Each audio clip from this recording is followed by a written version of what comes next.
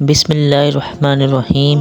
السلام علیکم معزز سامعین، آج ہم حضرت اسماعیل علیہ السلام کی پیدائش کے بارے میں واقعہ بیان کریں گے۔ حضرت ابراہیم علیہ السلام نے اللہ تعالیٰ سے دعا کی اور ان کی دعا منظور فرمائی۔ اللہ تعالیٰ نے حضرت بی بی ہاجرہ رضی اللہ تعالیٰ عنہا کے بطن سے حضرت اسماعیل علیہ السلام کو پیدا فرمایا۔ پھر ایک کنویں پر ایک فرشتے نے حضرت ہاجرہ رضی اللہ تعالیٰ عنہا کو بشارت دی کہ تیرا فرزند ہوگا اور اس کا نام اسماعیل رکھنا اور اس کی اولاد بہت پھیلے گی۔ جب بی بی ہاجرہ رضی اللہ تعالیٰ عنہا کا بیٹا پیدا ہوا تو فرشتے کی بشارت کے موافق اس کا نام اسماعیل رکھا۔ اس وقت ابراہیم علیہ السلام کی عمر 86 برس تھی۔ حضرت ابراہیم علیہ السلام نے خدا کی حمد و ثنا بیان کی جیسا کہ فرمان باری تعالیٰ ہے، اور جب کہا ابراہیم نے، اے میرے رب، اس شہر کو امن والا بنا دے اور مجھے اور میری اولاد کو بت پرستی سے پناہ دے۔ آپ پر اللہ کی آزمائش۔ حضرت ابراہیم علیہ السلام کو حضرت اسماعیل علیہ السلام سے بڑی محبت تھی۔ کبھی کبھی محبت کے ساتھ بوس و کنار میں مشغول ہو جاتے۔ پھر حضرت ابراہیم علیہ السلام کو خدا کا حکم ہوا کہ بی بی ہاجرہ کو اور پیارے بیٹے اسماعیل کو ایک بیابان جنگل میں لے جا کر چھوڑ آؤ۔ چنانچہ حضرت اسماعیل اور ان کی والدہ بی بی ہاجرہ کو حضرت ابراہیم علیہ السلام کے ہمراہ لے کر مکہ مکرمہ کی جانب روانہ ہوئے۔ اللہ پاک کی حکمت یہ تھی کہ ان کے ذریعے خانہ کعبہ بلکہ تمام عرب کو ان کی اولاد سے آباد کرنا تھا۔ جب حضرت ابراہیم علیہ السلام بما بیوی اور بچے کے آب زمزم کے مقام پر پہنچے تو وہاں ایک درخت تھا۔ اس کے نیچے بیوی اور بچے کو بٹھایا اور اب دیدہ ہو کر واپس روانہ ہوئے۔ بی بی ہاجرہ پیچھے پیچھے جاتی ہیں اور کہتی ہیں، ہمارے حال پر رحم کرو، ہمیں ایسے بیابان میں کس کے سپرد کر کے جا رہے ہو؟ حضرت ابراہیم علیہ السلام نے فرمایا، تمہارا محافظ اللہ ہے۔ یہ سن کر بی بی صاحبہ نے کہا، حسبی اللہ توکلت علی اللہ، مجھے اللہ کافی ہے اور میں نے اس کی ذات پر توکل کیا۔ پھر حضرت ابراہیم علیہ السلام نے حضرت سے شام کا راستہ اختیار کیا۔ جاتے جاتے ایسی جگہ پہنچے جہاں سے بی بی ہاجرہ اور پیارا بچہ نظر نہیں آتے تھے۔ وہاں کعبہ کی طرف منہ کر کے بڑی عاجزی سے دعا کی جیسا کہ فرمان ہے، اے ہمارے رب، بے شک میں نے اپنی کچھ اولاد اس بے کھیتی کے جنگل میں تیری حرمت والے گھر کے پاس بسائی ہے۔ اے ہمارے رب، یہ اس لیے کہ وہ نماز قائم کریں، تو کچھ لوگوں کے دلوں کو ان کی طرف مائل کر دے اور انہیں پھلوں سے روزیاں عنایت فرما، یہ شکر گزاری کریں۔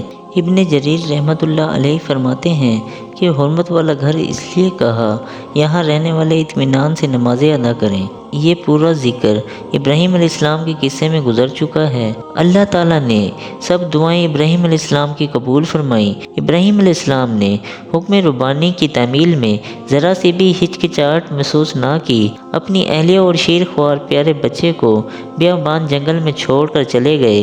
خدا کے حکم میں اتنی دیر لگانا بھی گوارا نہیں کیا کہ اپنی اہلیہ محترمہ کے پاس جا کر تسلی کر دیں۔ حضرت ابراہیم علیہ السلام کو جہاں بھی کوئی حکم ملا فوراً اس کو پورا کیا۔ ان پر یہ احسان کیا کہ پہاڑ کے پیچھے چھپ کر اپنے رب سے ان کی حفاظت اور امن و اطمینان کے لیے دعا کی۔ اس دعا کو اللہ تعالیٰ نے ایسا قبول فرمایا، یہ بے بس عورت اور بچہ نہ صرف خود آباد ہوئے بلکہ ان کے طفیل ایک شہر آباد ہو گیا، اور ان کے طفیل آج اہل مکہ ہر طرح کی نعمتوں سے مالا مال ہے۔ حضرت ابراہیم علیہ السلام خدا کے حکم سے آتے جاتے رہتے تھے۔ وہاں پر عالی شان عمارتیں جرہم کے لوگوں نے بنائیں اور حضرت اسماعیل علیہ السلام کے اخراجات انہوں نے اپنے ذمہ ٹھہرائے تو بی بی صاحبہ کو تسلی اور اطمینان ہو گیا۔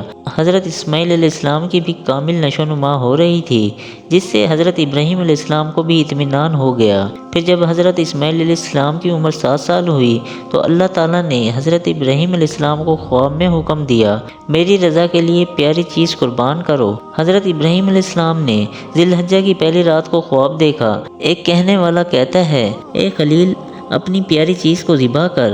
جب بیدار ہوئے تو چند بکریاں ذبح کیں۔ پھر دوسری رات پھر ویسے ہی خواب دیکھا، صبح چند گائیں ذبح کیں۔ تیسری رات پھر ویسے ہی حکم ہوا، صبح چند اونٹ ذبح کیے۔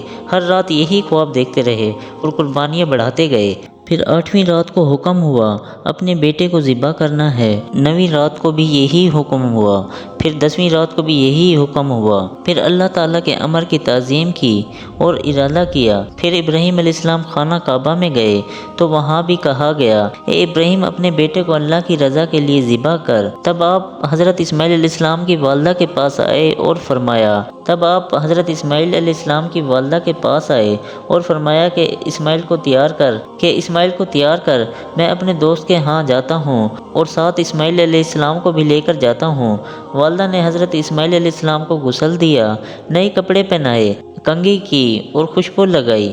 بی بی ہاجرہ نے اپنے بیٹے کو تیار کر کے حضرت ابراہیم علیہ السلام کے سپرد کیا اور کہا، میں نے اپنا کام اللہ کے سپرد کیا، بے شک اللہ تعالیٰ اپنے بندوں کو دیکھنے والا ہے۔ حضرت ابراہیم علیہ السلام نے رسی اور چھری بھی خفیہ لے لی اور مینا کی طرف روانہ ہو گئے۔ ان کے جانے کے بعد شیطان مشائخ خانہ صورت میں بی بی صاحبہ کے پاس آیا اور کہا، تو جانتی ہے ابراہیم علیہ السلام تیرے بیٹے کو کہاں لے جا رہے ہیں؟ بی بی صاحبہ نے فرمایا، اپنے دوست کے ہاں گئے ہیں۔ شیطان نے جواب دیا کہ نہیں، تیرے بیٹے کو ذبح کرنے کے لیے لے گئے ہیں۔ بی بی صاحبہ نے جواب دیا، ایسا کون باپ ہوتا ہے جو بیٹے کو ذبح کرے، اور پھر خلیل اللہ ایسا کام کب کر سکتا ہے؟ شیطان نے جواب دیا، تیری بات تو ٹھیک ہے، لیکن ان کو خدا کا حکم ہو گیا ہے۔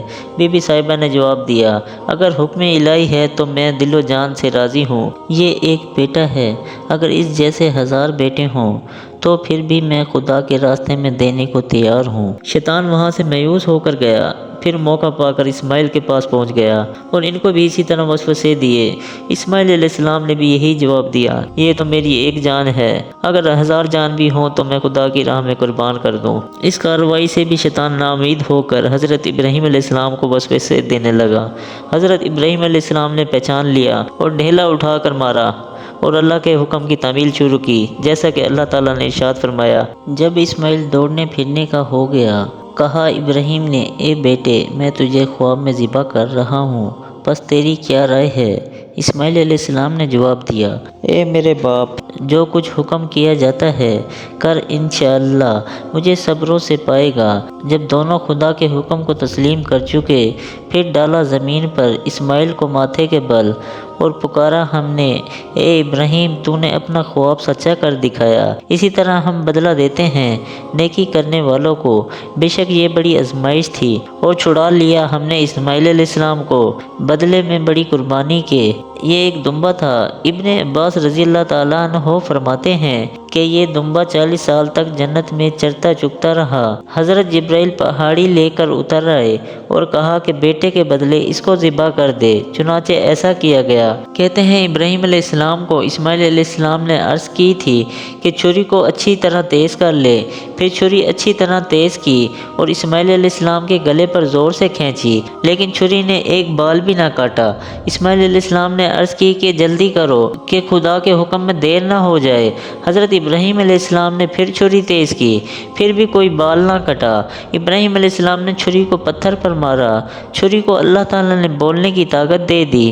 چھری نے کہا، اے ابراہیم میں تیرا حکم مانوں کہ تیرے رب کا، تو کہتا ہے کہ کاٹ اور تیرا رب کہتا ہے نہ کاٹ۔ اتنے میں حضرت جبرائیل علیہ السلام جنت کا دمبا لے کر حاضر ہوئے۔ پھر پہاڑ سے اللہ اکبر کی آواز آئی تو خلیل اللہ نے کہا، لا الہ الا اللہ واللہ اکبر۔ پھر اسماعیل علیہ السلام نے کہا، اللہ اکبر وللہ الحمد۔ اب یہ تکبیریں پچھلوں پر واجب ہو گئیں۔ بعض کہتے ہیں کہ خدا کے حکم سے اسماعیل علیہ السلام کی گردن پر تانبے کی تختی رکھ دی گئی تھی کہ اسماعیل علیہ السلام کو کسی قسم کی تکلیف نہ ہو جائے۔ ہمارے نبیوں نے کتنی بڑی بڑی قربانیاں دیں اور آج ہمیں دیکھیں ہم کتنی نافرمانی میں لگے ہوئے ہیں۔ اللہ تعالیٰ ہمیں ایمان پر اور نبیوں کے طریقوں پر چلنے کی توفیق عطا فرمائے، آمین۔